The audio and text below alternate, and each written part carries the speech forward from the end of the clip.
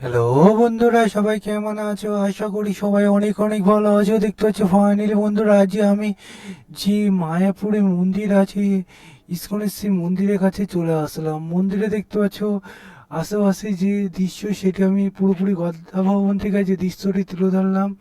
দেখতে পাচ্ছ এই যে গদা ভবনের দৃশ্যটি তোমাদের সামনে যতটা পারছি শেয়ার করছি। দেখতে পাচ্ছ ইসকনের যে মূল মন্দির, সেই মন্দিরে দেখতে পাচ্ছ তোমাদের সামনে আমি তুলে ধরছি। দেখতে পাচ্ছ যে গদা ভবনে আশেপাশে ওই যে বিল্ডিংগুলো আছে, সেগুলো তোমাদের সামনে তুলে ধরলাম। দেখতে পাচ্ছ এখন টবে দেখতে পাচ্ছ কত সুন্দর সুন্দর ফুল গাছ লাগানো হয়েছে। এত সুন্দর বলবো কি বন্ধুরা। বন্ধুরা, এই যে মায়াপুরে ইস্কনের ভিতর দিয়ে দেখতে পাচ্ছ গাড়ি ঘোড়াও চলাফেরা করে। যারা এসেছে তারা তো জানো, যারা ভেতরে প্রবেশ করেছো দেখতে পাচ্ছ গীতা ভবনের ভেতর দিয়ে এখান দিয়ে একটা লম্বা রাস্তা চলে গেছে। সেই লম্বা রাস্তা দিয়ে সবাই যাতায়াত করে। বন্ধুরা, এই ভিতরে যখন তোমরা গীতা ভবনে ঢুকবে, তাহলে তোমরা বুঝতে পারবে।